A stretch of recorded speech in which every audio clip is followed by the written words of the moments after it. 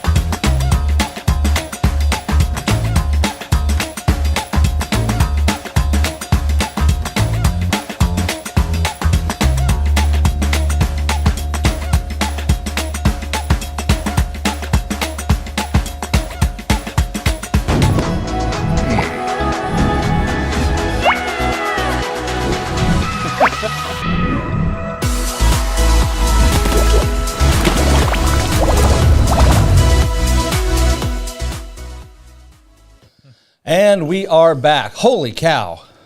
Woo. Talking about the cold. Woo, Yes. cold. Ooh. Why Why would somebody want to live in like Minnesota? Minnesota? North Dakota?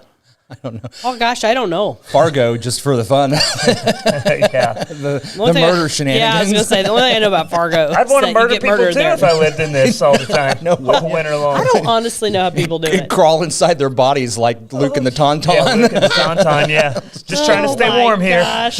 Goodness me. It's It's awful. no bueno, as they say. And I was in Anaheim last week. You know, Yeah. it was a sunny 60, 65, you know, like Yeah. it was 48 in the morning, which still felt chilly. Yeah, I'll bet I it was a bit did. chilled. Then I got off the plane in Springfield on Saturday. I thought, what in the world is this? My car was saying -4 or 5 on the way over here. Yeah. Well, we came back from New Orleans, but that wasn't too bad because New Orleans was like 40, so we didn't get that. Well, the vortex has gone way down south. It's like, it's see. deep. Okay, Ron. Okay, it's down south. You got your storm shorts on? Yes. Get over there by the green Get wall. over I've got green screen. my polar fleece leggings on. Goodness. Shelby's got some of those. She loves those. They're awesome. Yeah, she's No joke, they work. into All right, I'll get some. It's a warm leg. wear 'em. There you Please go. don't. I'd wear them. Columbia. There you go. Have you Tim Please Hawkins, you know don't. Tim Hawkins? Yes. The comedian, Yeah. he sings. Yeah. He's Yeah. have you heard his song he does, Yoga Pants? No. No, You should geez. probably look that Oh, up. Will yeah. has a vendetta against yoga pants, which is understandable. I just There's don't think too they should many be yoga worn pants. in public Right. without Workouts a only. longer yeah, top. yeah. I mean, under a dress, under a long sweater, that's Yeah. fine. When, but when spandex shorts I can tell and if- leggings first And came this- out, I remember yeah. we would wear them in track season, but you wore shorts Yeah. over them. Yeah. You know, like that's well, if I that's can, how God intended them. yeah, to if be I can worn. tell that you have a pimple on your backside, Ew. we should know. Yeah. That it Yeah. shouldn't. Yeah. It's like That's fair. no, And this I'm is gonna for skip men the and next women. statement. Men and women. Yeah, I mean, let's get this 100%. straight. No, believe me, it's worse for men. Oh, it's 100% If I had worse to, for men. if it's like either men or women are going to wear that, women Every time. Because yeah, I- if you got to pick one, right? yeah, if I got to pick one, I don't want to see what the guys are going to Yeah, show you. Tell it really. All right, can we talk about the weather again? We were. That's what we were talking Oh about. yeah. So, I mean, it's cold. It's caused problems cold, right? I saw the sign over at the upper elementary. The LED sign was freaking out. It's like, oh, it got too cold. Oh man, Not Too good. cold. for the digital readouts. Oh, My it got too goodness. cold. Yeah, it's just not fun at all, and you know, kids need to be in school. My wife needs to be teaching. They need to, but it's not the right. How's AMI work for the music teacher? Is that- It's they do specials a little bit differently, but it's the nice part for her is it's she gets it all done ahead of time, and it's a part of the rotational deal, and it doesn't create a ton of work for her, that's which good. is nice. That's nice for her for sure. Yeah. Yeah, that's good. I mean, it's too cold. if I was in school as a kid, we probably wouldn't have missed because of this amount of snow, but we'd have missed because it's too cold. We would not have missed. We would have. Yeah, things have changed a little bit. I do understand that, especially when it gets this cold and there is snow on the roads. But yeah, it does seem to have a lower threshold these days. There was a conversation going on about it on Facebook last night, and somebody was asking, like, angry people, right? Just angry. This particular person was asking, like, what is the metric that they use to decide they're not going to have school? You know, do they drive the roads if 30% of the roads are covered? And it's like, you know, my point was like, you know, they're not thinking best case scenario when making these decisions. They're thinking worst case scenario. They're thinking about the kids who don't have a parent to wait with them inside at the bus stop, or don't have, you know, gear for 0 degrees, or, you know, and I mean, I live on Main Street. You know, it's typically a pretty main road in town. It's completely covered, right? And it's not going anywhere, you know. So not in this I think what's really fun about that whole scenario, if you imagine it in your head, is that you've got all of the people that make those decisions in all the school districts. It's like they're playing Mexican standoff. Oh, 100%, yes. Yeah. Who's going to shoot? You go first. You go first. No, you go first. Yesterday it was Seymour, pew. Marshfield, pew. Fordland, pew. And Rogersville's like, okay. All right, we'll go. And then Republic, and then Ozark, and then boom, Springfield. Yeah. You wonder if the superintendents call each other like, are we going to do it? do. What are we thinking? Yeah, what are we thinking? And then, but you know, all the other superintendents that, you know, they're maybe sweating it, but as soon as Springfield calls, they're like, we're done. Okay, we're good. We're done. We're good. Because if Springfield called, then it is different now, though, because they're not technically missing a day. It's now AMI days. Yeah. And so that's actually that's not I'm a bad. That's kind not a of bad a fan. thing. Yeah. It's good, you know. And It is. Now they're not getting out of school in the middle of June. So That's the big deal. And I mean, there is potentially, and I won't disclose who floated this idea that. You know, you've got, I don't know, 5, 7 snow days. 5 AMI days. Well, but beyond that, you've got 5 to 7 days. snow days built into your school calendar. And so you get far enough into the school year and you haven't used them, and you're kind of like, the math works, why right? not, you know, yeah. Why not take it? Yeah. Well, I think it's one of those things. There's good and bad to both, right? Or AMI a perfect solution? No, and that's alternative method instruction for people who don't know what we're talking about. For all 2 viewers that we have right now, because it is hard. You know, if a parent does have to go to work, the kid's stuck doing AMI somewhere. But at the same time, you know, it gets it done. Everybody gets a little bit of a break from the routine, right? And I mean, use them. I kind of think if you've got them, you might as well use them. Yeah. Especially when it's 0 degrees. What's funny is the outrage about, like, what am I going to do with my kids? Like, well, you decided to have children, so maybe have a contingency plan. Yeah. Well, you know, and that's kind of a whole different issue, is the idea that our public school system has become the de facto babysitter for our entire 100%. Right. And yeah. you just think about the shift and cultural shift that is from 100 years ago. Right. And you know, we can then have a longer debate, not today, as to if that's good, bad, or indifferent. Now, I'm probably about 15% serious about this, but if Sheriff Cole's watching, we need you to go probably check on Beth. Oh, where is Beth? We haven't seen Beth unless Mr. Producer's this morning. not putting No, this we're on. live. I assumed he was doing his We're job. live. We're live. There's another viewer. Beth, we need to know you're okay. Yeah, we do. She just assumed it was a snow day. We're not. Yeah, it was snow day. Yeah, it could be. Yeah, that's all right. But here we are. Well, we had a caucus last night in Iowa, and whatever that means. Of course, if you didn't know, Trump won the Republican caucus there. Mm-hmm. And the only significant thing about that, because everybody pretty well knew he was going to win based on the polls, is he won over 50%. Right. How does a caucus work? Kind of That's a good thing to explain. Well, yeah, different than a primary. Yeah, you have caucus states and you have primary states. Yeah. And a caucus state, that's the other. It's interesting to know that that's a caucus, not a primary, because I think it's sort of common assumption, and probably true, that if you have a primary, more people are going to participate. Yeah. Because it's an election. Caucus, you're in the room or in several rooms. Yeah, you move from room to room. Well, caucuses, when I have participated, because Missouri has been a caucus state in the past, and I participated, I went to Marshfield. And our little congressional district, we had a caucus, and we all kind of voted who was going to be delegates to the state caucus. Right. Okay. And you said, if I go, I will vote at the state said who caucus. you'd vote Yeah, it's for. kind of like being an elector in the Okay. electoral I was college. gonna say, yeah, you go in that manner. So, if you think about a primary, it's on a regular election, so people may show up, I guess, not even knowing it's a primary. They just know it's an election. It doesn't pull out the masses. I know that. Yeah, not like a general election does, but like a primary, where Yeah. you go and you vote, right. like, Yeah. just like the election. Yeah, a caucus is just people get together and they go, "Who you think?" Kind of. What are you thinking? And then based on who gets the delegates there, that's who wins the caucus. So Yeah. it's a really different process. And if you want to participate in a caucus in Iowa, you have to be registered with the party that you want to caucus with. So it's Yeah, a that little more makes sense. difficult. Yeah. Like it would, if this was a primary and you've got a Democratic field that has one person. I mean, there's no race for who the Democratic nominee is. It's going to be Joe Biden. Sure. And nobody's even running against him.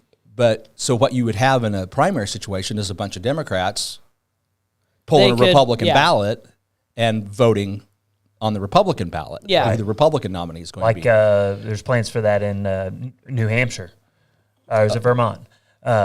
One of those where it's you can vote, you can be a registered Democrat and go vote in the Republican primary. In Missouri, I mean, it seems like as a kid, I remember conversations about registering with your party, but do you still do that in Missouri? No. You just ask I for what think- ballot you want. I Yes, think maybe that's you correct. can, but You can register, but they still ask you which ballot do you want. yeah, they do. Not all states are like that, though. Some you have to be registered to vote in a primary. And thank Interesting. goodness, isn't that wonderful about our country is that we have states that aren't all the same. No, that's the yeah, whole that's a good way point. it's supposed And to I be. would And we even got to keep it that way. That's kind of the problem. Yeah, I'm a little bit uninformed on this conclusion, but it sounds to me, and I've not participated in a caucus, but it sounds a little more in the spirit of our forefathers. This concept of I'm going to be in the room with fellow constituents, and we're going to talk about this, and so it's What I like about the people, it's we the people getting together. What I like about it is, my entire life, probably the entire lives of everybody watching, and maybe everybody alive, there have been two parties. We've had Democrats and we've had Republicans. Yeah. Yep.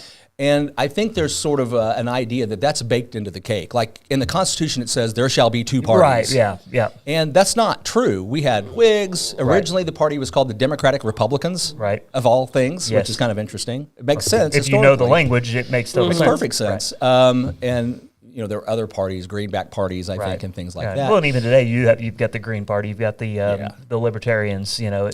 Don't quite get that traction to break in and be that third party. But Right. But parties are not political entities. That's right.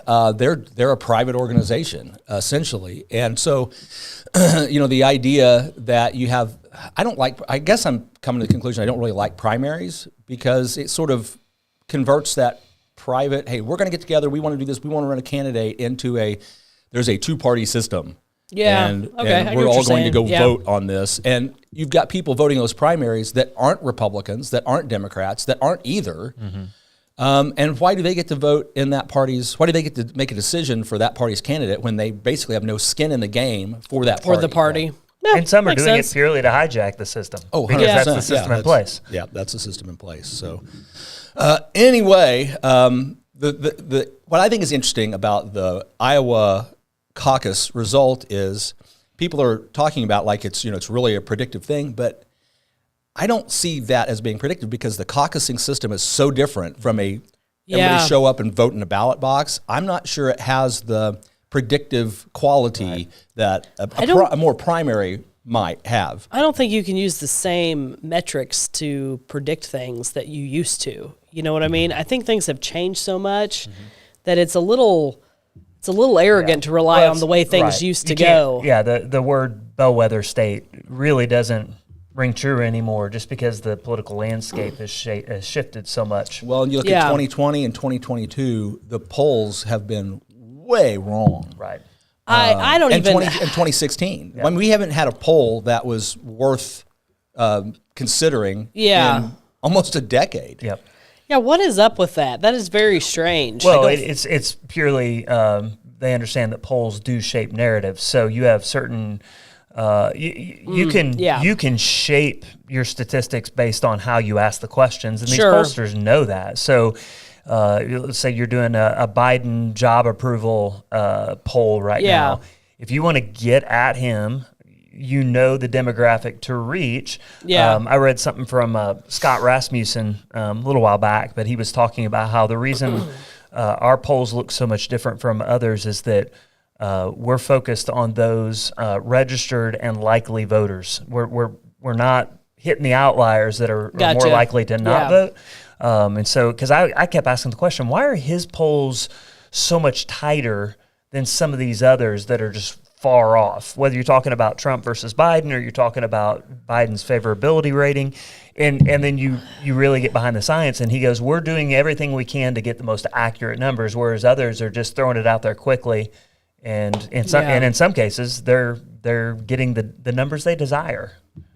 And that's what everyone needs to be aware of, is that you can make polls say what you want them to say. Oh, 100%. Because that then does produce a narrative. Yeah. Well, and there are some that will use the polls in order to influence the election. 100%. We're gonna do a poll that makes it look like this candidate is a lock, so that will discourage the competition from voting. And they're like, well, what's the point? My guy can't win. I'm not even going to bother. And you do that long enough and hard enough, it works. Oh, it 100% works. Or you can depress their fundraising. Or you can bolster that. What's really interesting to me is, I see a lot of these bot profiles, right? They try to join the local page.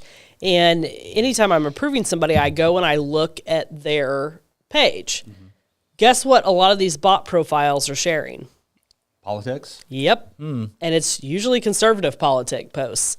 Really? Yep. Which is pretty interesting. It's not the pure conservative politics stuff. It's the crazy. It's the crazy. Yeah. And so stuff. a lot of these... those are China bots. I don't know what type of bot they are, but they're bots, and they're sharing very kind of right-wing narrative. Most of the ones I see are that, which is interesting. And I mean, we have this whole element of social media now shaping elections, and the problem is a whole bunch of stuff on that social media. The whole bunch of that stuff on that social media is not accurate. It's being spread by bots that people see it and they think it's legitimate, and then they share it, and it ends up on their pages, and their friends see it and they think it's real. And it's creating a whole lot of false information out in the world that's shaping people's opinions and elections. And I say it's a Chinese bot and North Korea bots, because we know that's true. Sure. We know that's where that's coming from. And what they do is, and the reason you're getting conservative stuff on your page is because this is Southwest Missouri. So their goal is it's going to be the rile same. up the conservatives. But if you go to California, it's all the leftist stuff. It's going to be the left stuff. I know, and you probably saw it. And because the point of what they're trying to do is divide the country. I mean, that's 100%. Their goal. Divide and conquer. And quite frankly, they're probably in partnership with a lot of people in Washington, because there are a lot of people in Washington that want a divided country as well. Well, I mean, you don't know anymore. You just have no idea whose hands and what pockets.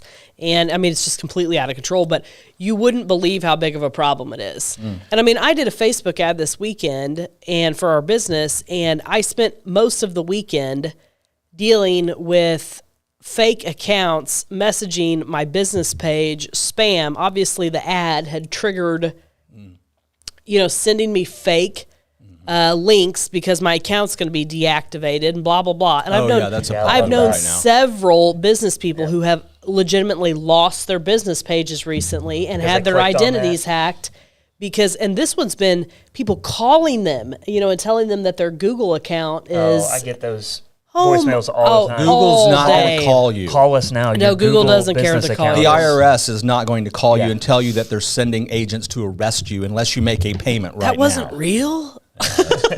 What? Free service, Worsham Law Firm. You get anything like that, let me know. I'll tell you it's a scam.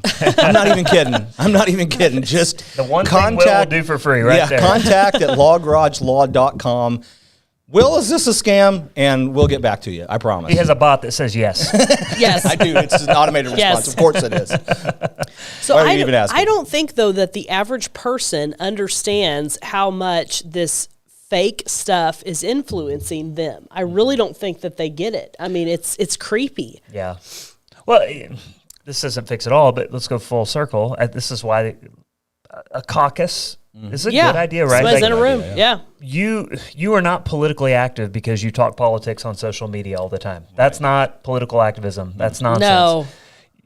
Go be a part of a town hall meeting. Yeah. Go be a part of a caucus. Go sit in the room with people that are your neighbors who live in the same county as you and have a civil discourse. I think a lot of the problem is, though, is the middle of the road people are so checked out that they're not going to participate in that stuff. And it'd be hard to get them back to it. It's not just the social media, though. It's the mainstream media. Oh, 100% too. I agree totally. Because you look at like all of the shenanigans that the mainstream media has pulled and how people have been extremely influenced by that. Oh, 100%. I was talking to a guy yesterday who was just like, basically a retired military guy. Yeah. Basically conservative, voted for Trump once. Yep. And he was like, Trump's destroying the country. He's trying to be a dictator. I'm like, you've been watching too much NBC. Well, I know. And I mean, give me one example to support that conclusion of an actual fact that actually occurred. Yeah. Rather than just what you've been hearing narrative from the media. Yeah. I mean, it's scary. It really is. I mean, folks, this isn't new. This has been happening in other countries for a really long time, and it's happened in the U.S. just on a smaller scale. But the internet and access to media has just made it such a bigger problem. Well, the only thing that I appreciate about the other countries, if you go to China, it's the state. The news media is owned by the government. You know, and everybody knows that. Yeah. They know that. You go to England. This is the conservative news outlet. This is the liberal news outlet. This is the and you know what you're watching.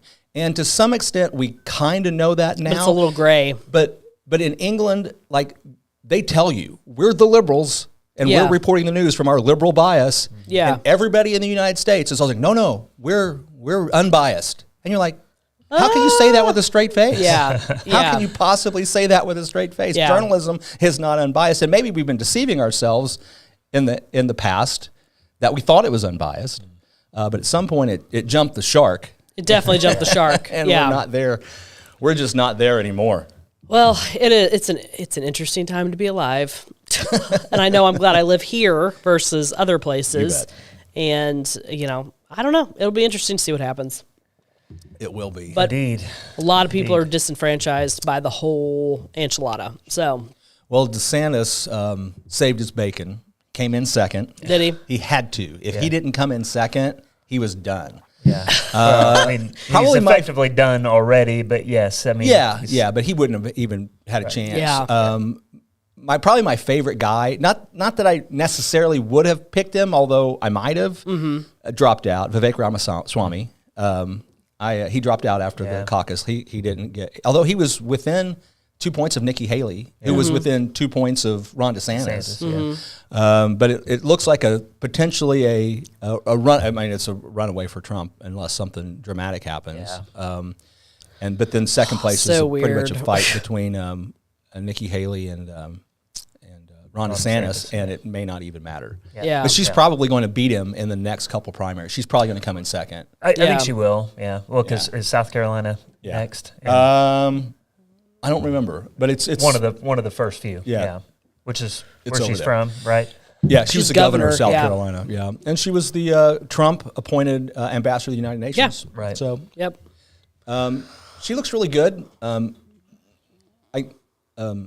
looked pretty hard at her candidacy there at the beginning, and kind of liked it. She just has said some really weird things that are kind of disturbing. Kind of things that make you think we're going to be in a war if she's president. Well, that's my biggest concern. We're in a war. Well, maybe two of them right now. Yeah, possibly three. We've got proxy wars, a pinky toe, dabbling. Proxy wars. Yeah, right. We're sending the equipment to at least two different wars and supporting it right now. Sure. That wasn't really my concern, although it's obviously a concern. It's more some statements that indicate she's pretty well okay with some government control of your personal life. Yeah. That really I found disturbing. Those are the things that give me a big red X right away. Yeah, and I'm just I'm baffled personally that anybody is willing to accede to anything like that. Especially those that are from a quote unquote conservative standpoint. Which is I don't know. Lauren's done. I'm done. She's I'm done with the conversation. All right. Well, I mean, the problem is, guys, is that you can pick at one person for one thing, but you got to equally pick at another person for another thing, and it's just I just have a strong feeling that the majority of these people are not doing this for the right reasons. And I think most what makes you say that? I think most of the public feels that way. I grew up in politics. I was very involved in it as a kid. I saw things I didn't like then, and now I've just got to a point where I'm like, it's all gross and disgusting. Sure. And the people, the stuff that's going on in the U.S. right now is absolutely ridiculous. And our priorities are so screwed up, and we can't control that, right? We can only control what we can do here in person with the people that we know. And I've got to a point where I've just got to focus on that, because I just can't deal with this broader scale garbage anymore. Because, I mean, it's toxic. It's super toxic. Yeah. Well, to some extent, there's almost nothing you can do about it. You can't. And I mean, it takes such a massive collection of people and money to affect change right now. Money. Yeah, money. It's more money than people, because you could have all the people in the world, and if the money allows you to skew things the way you want them, they're going to win. Yeah. You know what I mean?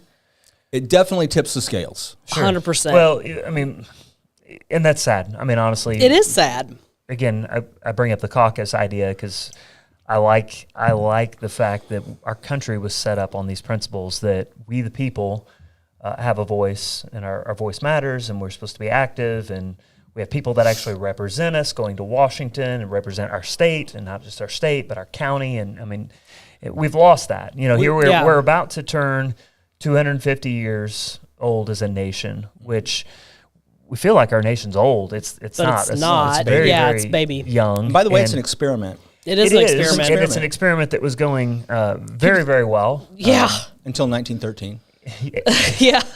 Yeah. I mean, and I say that. I mean, keep in mind, we had a civil war. But even that, I don't want to try to glorify that. Well, every once in a while you got to throw down. Well, I mean, but it showed like, hey, we're going to fight for these principles. Yeah. This is what we strongly believe in. And so I don't. That was a level of care that I didn't hear from your statement right there. Like I heard from you, and I don't blame you. I'm not throwing you under the bus here, but it's like, what's the matter anymore? But I think you're right. I mean, that's where most of us are. The problem is okay, here's the other thing. We have these issues on the local level too, because I mean, I was part of a united front of people who tried to get something done on the local level and was met with, no, we're just not going to do that. And then, the other day, for example, I tried to figure out how to. Answers to questions have become extremely gray. There used to be a pretty clear path. Okay, like, for example, I need to get a vehicle that I came into my possession titled. How do I do that? 15. I told you how to do that. Well, that's one way to do it. There's about 15 other ways to do it. Really? Apparently, yes. And the weird thing is it's also like doing your taxes. It should be a very simple solution. Yes, I started going down your path of the way to do it, right? Couldn't get clear answers there. Well, how much is this? Give me a general idea how much this is going to cost. Well, we don't know how much it's going to cost. You have to come make an appointment to talk to a lawyer to tell you how much it's going to cost. I'm like, this is a pretty simple thing. And what I'm getting at here by saying all of that is things that are supposed to be pretty simple things have become really complicated. And I mean, people are just going to start giving up on trying to do the right thing because it's become so hard. Yeah, well, I mean, I have 2 points. One is, first of all, you have to kind of think about it. Even in a situation like that, what all could happen? Because, okay, somebody shows up and say, hey, I've got this car, I need the title. Well, how do we know they didn't steal it? Oh, 100%. So you've got to have some protections in place. The legal system is well set up to do that. Yeah, absolutely. At a base level, it's well set up. At a base level, the problem now is everything is so expensive. Yes. Everything is so expensive. And so lawyers, we have to raise prices just like the guy that bakes bread does, because we've got to buy the bread. It costs us more. We got to charge more for what we do. Yeah. So that's one thing, is there's got to be a little bit of hurdle to that, or it doesn't make sense. But the flip side of that is, how many people do you see driving around every day with no plates, expired plates, or nothing? Guess why? All the time. Well, it got a little hard. I couldn't really afford it. I gave up. Yeah. And I mean, that's the problem. Well, I guess it relates back to the whole politics thing. Well, I mean, registering your car is not hard. You go pay your sales tax. The problem I think most Whoa, people run into, paying your sales tax though has become very hard because it's very expensive.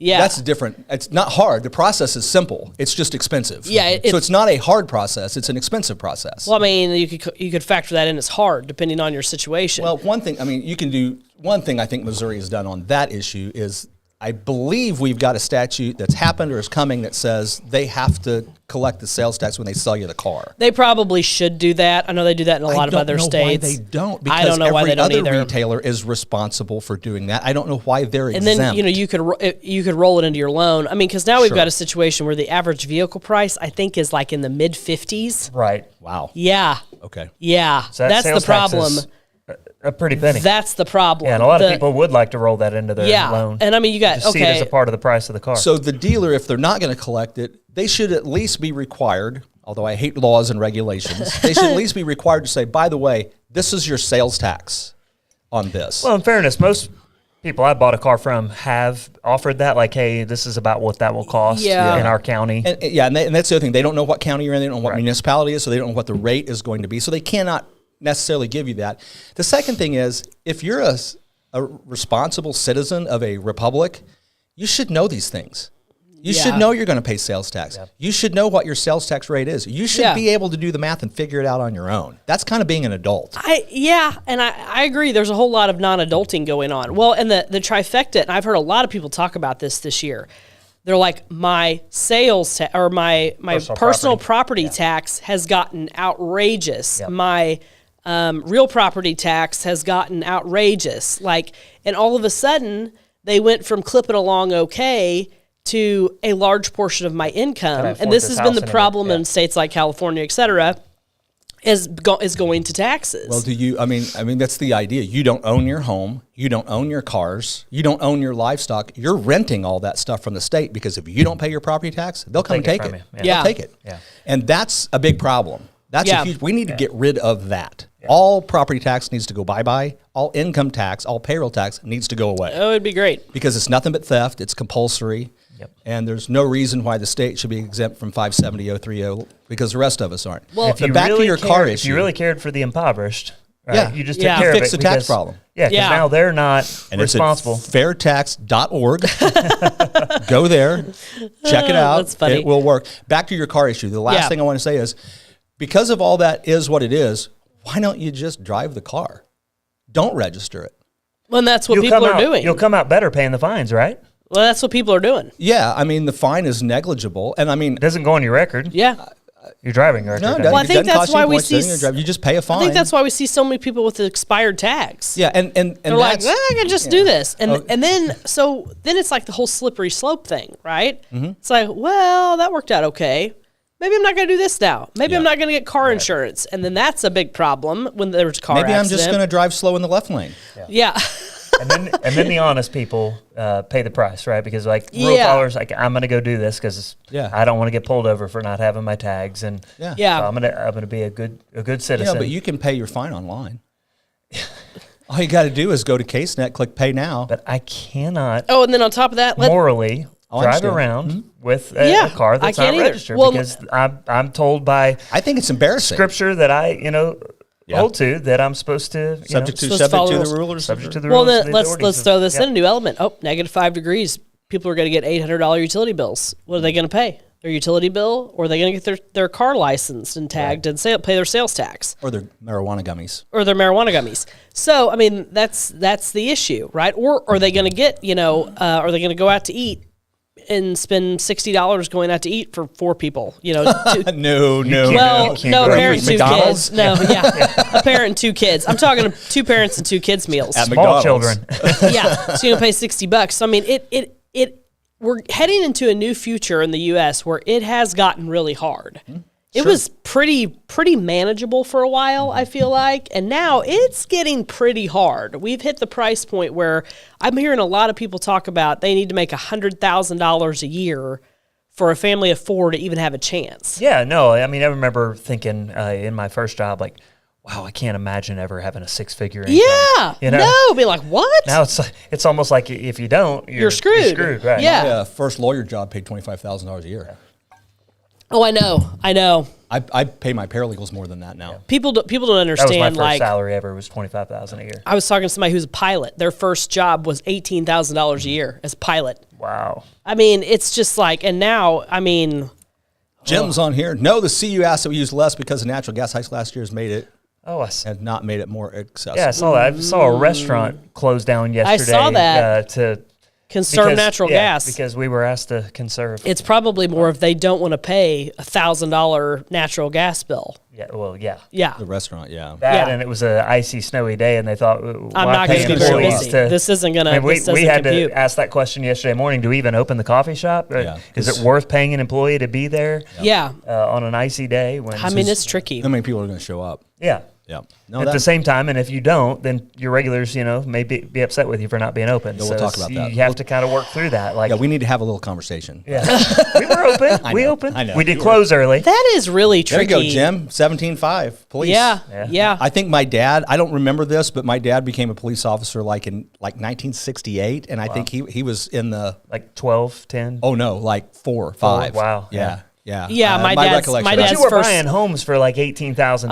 Yeah. Yeah, you bet. And you were okay. Yeah. My dad's first prosecutor job was insanely low. I don't remember what it was, but it was nuts. I mean, it was in the realm of the stuff that we're talking about Greene here. County assistant prosecutor, 36,000. That's what I made when I went there. Yeah. Yeah. I think they're up in the 60s and 70s now, so Probably. that helps a little bit. But It's so to me we've entered a new time in the US of it's gotten really expensive to live, and we live in a cheap part of the country too, right? Yeah. It doesn't get much cheaper than here.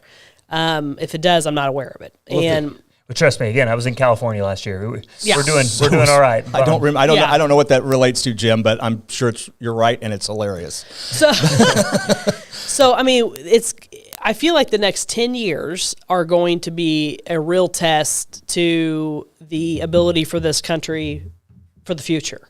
Because how are we going to do this? And then there's this migration thing happening too across the country. People migrating across the border and then from across state the border. to state. Yeah. Well, let's not talk about the border. We don't have that kind of time. But, Holy moly, But yeah. since it is related to But it's all our related topic, to the economy. Yeah. if other than Jesus, if there's two things that I would really like to educate people on, it's the tax issue, because when a you huge really issue. go down that rabbit hole, you're just like, holy crap, we Yeah. are such victims of our tax system, Yeah, and it's it's pretty so bad. manipulative. That takes a lot for you to say victim. Yeah. To refer to yourself. Yeah, I'm Yeah. 100% victim on that. And the other thing is, do just a little bit of thought and math on minimum wage, and understand how stupid it is to have a minimum wage, and how doubly stupid it is to raise it. I mean, it's like, you've heard the old talking about daylight savings time. The Native American says only a white man would think that they could cut the top of the sheet off and sew on the bottom and think they got a longer sheet. Yeah. It's the same thing with the minimum wage. Yeah. Well, you remember when Missouri said it was going to go up to 12 or whatever it was. And I remember thinking, nobody can afford that. And then by the time that timetable played out, it was already way above that because of how the economy had been manipulated to the point that the dollar required wages it to go go up there. 10%, prices are going to go up at least 10%. Everybody who makes minimum wage loses. That's right. Loses Yeah. every time the minimum wage is increased Well, because they lose buying power. And now we've got a situation where you can't raise it enough to make up the difference. You can't. You can't because can't. it is a hard. It's like gravity. Yeah. You can't change that law. Yeah. Right. It's going to happen. And we all said it as they've been making these raises over the last 5 or whatever many years. Yeah. How do we have so many people in this country that are so uneducated or unthoughtful to think it's a good idea? It's thinking this far ahead. Yeah. I guess. I guess it's public education. Well, I don't love think that. so. I mean, I I hate banging on public education because we are in a wonderful school district here. I don't think that that's it. I mean, I think it's just a general. People want some security in their life. Not everybody is a will entrepreneurial type spirit. There's a lot of people who there's a lot of people who need a security blanket, and they need somebody to tell them. But that's a false security. Oh, I'm not saying it's not secure. But I think that's the mentality. They need to have the idea that I'm going to be able to eat, right? Yeah. One of the most interesting things I ever heard about being an entrepreneur and security was having a job is false security. Correct. Because your employer, particularly in Missouri, can fire you anytime. You have no security in your job. Yeah. You can lose it anytime, and you have no control over that. If you're an entrepreneur, if you're self-employed, it's up to you. It's up to you. Yeah. And you're not going to lose your job. You got to hustle. Yeah. Yeah, if you lose your job, it's only one person's fault. Yeah. And nobody can do it to you. You're in control. Yeah. And I mean, obviously, there are other variables. Not everybody's cut out for that. I learned that lesson almost 20 years ago when I became self-employed. I'm like, this is awesome. Well, guys like you and I go, why would you do anything else? But other people are like, no, that's way too much stress. I encouraged a guy, you should do it. It's great. Yeah. It didn't work out well. Oh, I know. When people ask me, should I get my real estate license? I'm like, and a lot of people say, oh, yeah, dude, it's great. And I'm like, well, it's not for everybody. I was talking about a young man that I know really well that's getting his, and I thought, but again, I have a high awareness of all the different personality assessment tools that are out there, and there are some commonalities that need to be there for when you look at successful any field, lawyer, pastor, realtor. You need to have certain characteristics in your personality profile. Yeah, if you don't, you're gonna struggle. Yeah. Believe it or not, God designed each of us differently. What? For sure. Yeah. And that is for sure. And there are some common threads. You can do that hard work and find out, what you should do and what you shouldn't do based on your personality and. Well, and one thing I will say, I have had a lot of conversations with people recently that I know pretty well that are really working hard to try to navigate these challenges. They are how can I expand my business? How can I start a new business? How can I fill gaps? And this is more of the local to Rogersville thing. There's a lot of people I know that are not just going to give up and die. I mean, they're going to fight, and maybe those are the people I surround myself with, and they want to be successful, and they want to provide more services to the community. And I feel like the future is pretty bright right here. Right. I do. It's just, there's hoops and things that you got to leap over to get to it. But I've felt really encouraged by that. And I'm encouraged by what I'm seeing in the housing market too, where people, I'm coming across some problems that are almost impossible to fix because of what's happened over the past 4 years, I guess. But people they're not laying down and dying, right? Yeah. And that's good. And maybe that's the spirit of the Missourian, I don't know, or hillbilly. I said, the hillbilly, the people I hang out with. Living in the hills was hard. You had to hustle if you were going to survive moving to the Ozarks. I think that does hang on here. It does. It's in our DNA. Mm-hmm. Yeah. Yep. So that's encouraging. There is a strong entrepreneurial spirit amongst the hillbillies. Yeah. You had to be. Springfield's a great case. Have you seen our rocky soil? Yeah.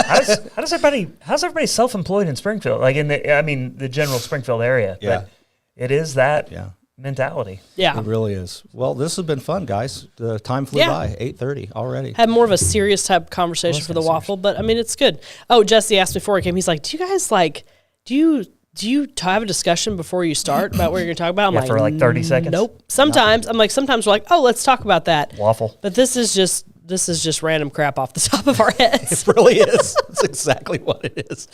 Oh boy. Well, it's another Tuesday. Try to stay warm out there and turn your heater down and stay warm. Good luck with that. I don't know. Don't let your pipes freeze. We'll be next. And pay your utility bill? Or pick one of the 5 and ideas we your just sales mentioned. tax on your automobile and vote. Do what you can. And attend your local caucus. We'll be back next week with more Morning Waffle. Bye.